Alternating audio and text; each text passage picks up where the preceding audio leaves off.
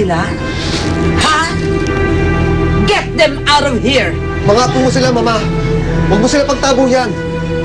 Marcela, alalahanin mo kami. Ann, Calvin, samahan nyo na ang mami nyo sa cabin. Dad, sige na, dali! Mali ka na nga! Anong ginawa mo sa asawa ko? Kuya!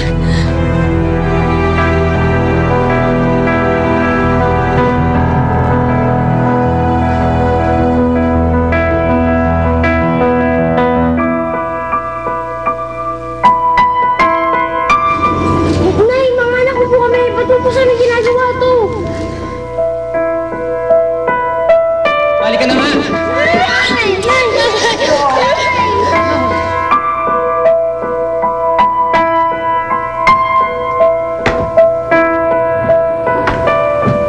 Marcela, are you okay?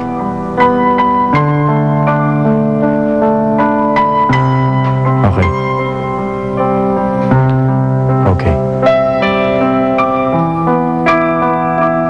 Mula ngayon, ay wala na akong dapat ikatakot. Burado na sa isipan ni Marcela ang buhay kasama si Bernard.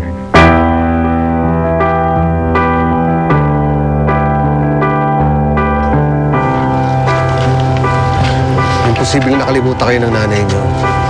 Sigurado ako may nangyari ron. Baka naman di pinakita si Rockbook. O baka pinakita niyo kaya kayo din, Nay. Lenlen, Isa lang may kagagawa nito. Si Simon. Kuya Bernard, huwag niyong pagbintahan si Tito Simon. Tito Simon? Close? Hindi naman sa ganon. Alam ko kung anong iniisip niyong lahat. At inaamin ko, yan din ho iniisip ko noon. Pero mabuti hong tao si Tito Simon. Kung meron man siyang pagkakamali, yun ang minahal niyang nanay mo. At alam mo ba, Kuya Bernard, nung sinabi ko yung tungkol sa pamilya ninyo, siya pa nga ito nagsabi na ipapahanap kayo na ipapasundo kayo, nang sa ganyan magkaliwanan tayong lahat. Yun lang. At naniwala ka naman. Mas pinaniniwalaan mo sa lahat at Joanna. Kakapagod na namin.